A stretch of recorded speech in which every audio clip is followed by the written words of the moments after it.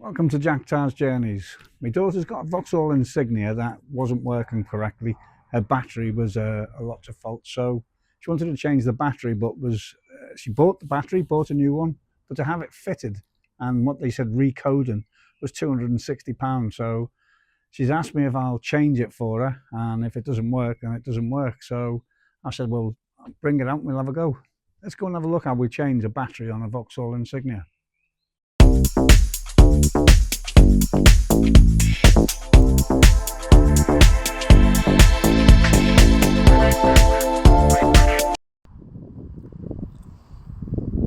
So nice fine sunny day.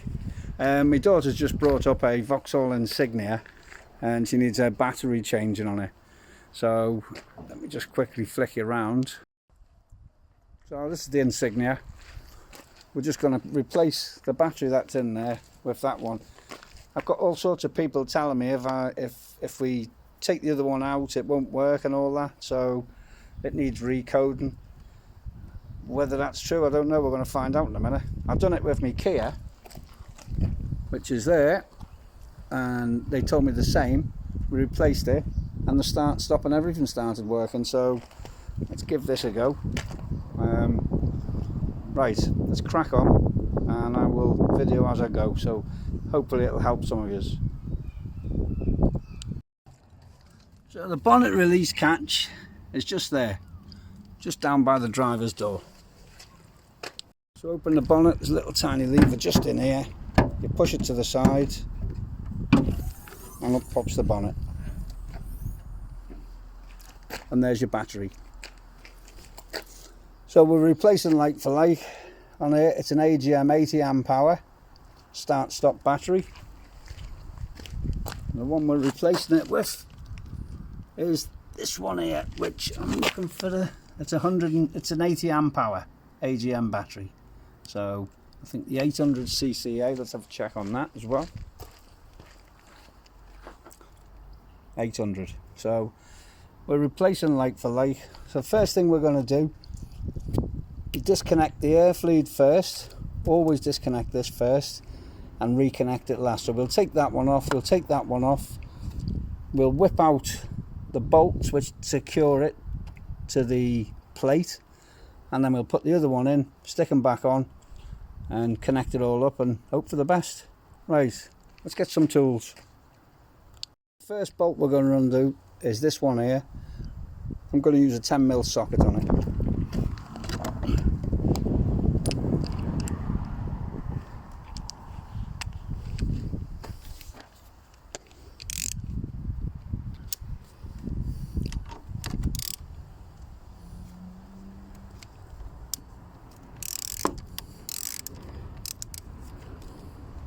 Right, he's quite loose, so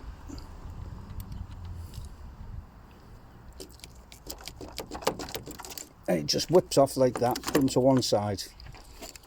The next one is our positive, which you can see down there.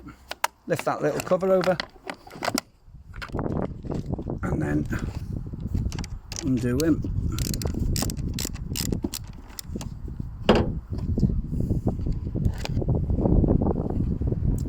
Trying to do this, I'm sorry if the video is a bit iffy. I'm trying to do it with one hand. Right.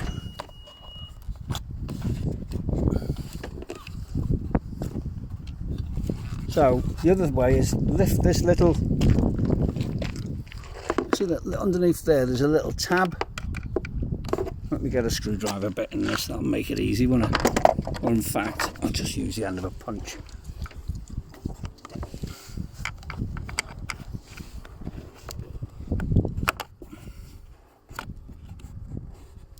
Did they make these so fiddly? One there, another one up here. No, there he goes. There's some gubbins connected to it, isn't there? Look at all this. Right, so we need to get that off there.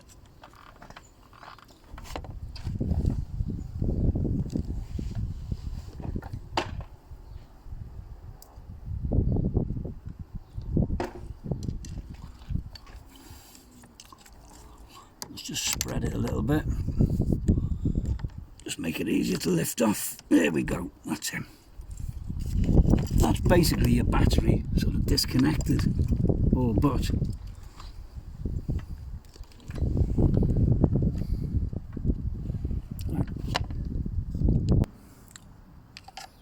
To release the battery cover, there's a clip just down the side here. Flick it up, and then, as you can see, it starts to move like that.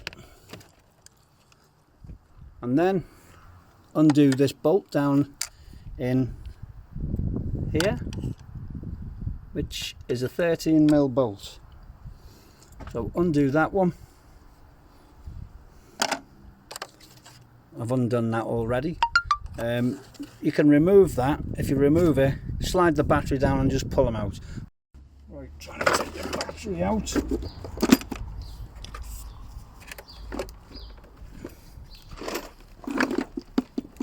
It will go. It will go. There you go. He's out.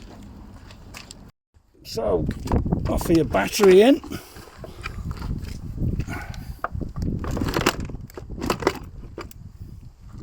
Again, watch your cables.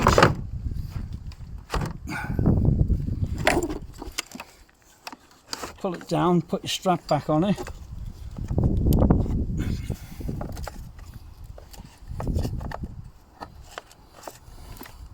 Push him up.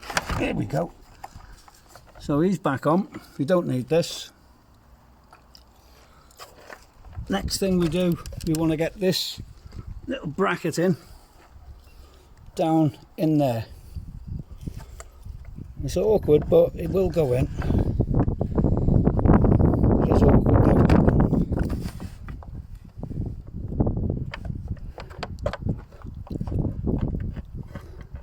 There you go. Once you get him in the hole, he's pretty simple. Lucky enough, I can manage to get it with this screwdriver one. It's a lot easier than doing it with the socket. I don't have an extension bar long enough. Right, he's in, he's solid. The next thing is just a reversal of what we've already done.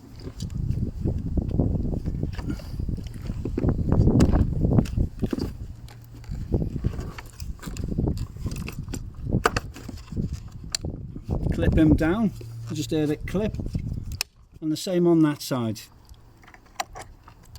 Put your positive strap on and tighten them up.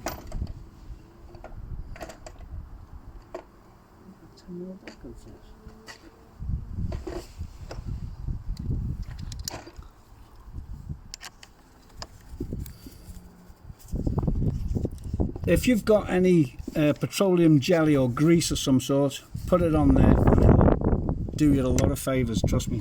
I don't have any to hand, and this is just a quick how we do it video. So right, let's put the earth on.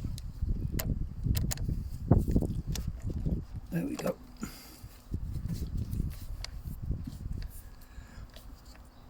Tighten them up. Everything's back in as it was before we started. Make sure that's clipped in there and pushed down. Stick your cover over and clip him on.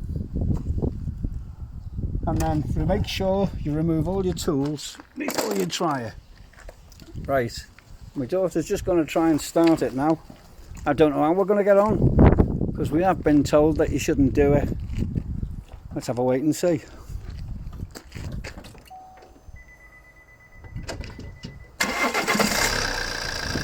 Oh, I would say that one works, would you? Yeah. So let's have a look inside and see if there's anything that's not working.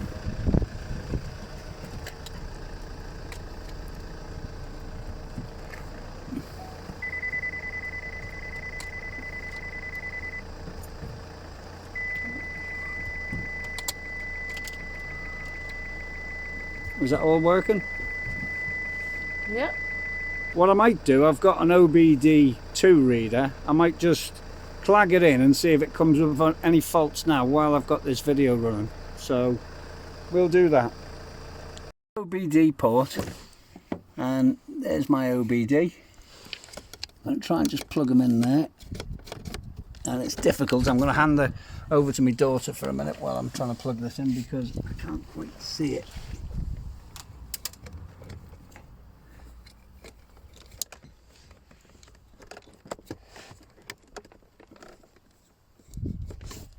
Right.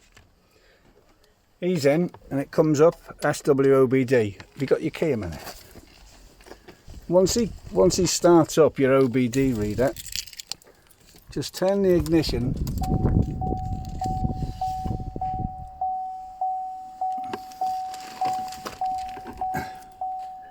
you don't want to start it.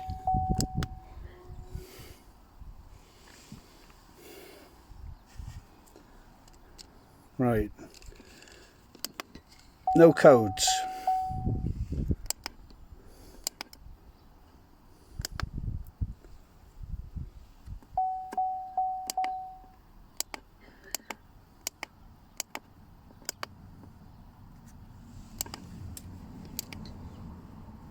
So we'll rescan just to make sure.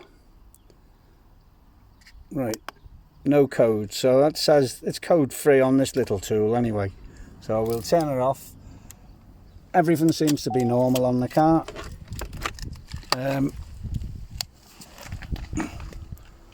Yeah, everything seems to be normal. So we're happy with that. We're done.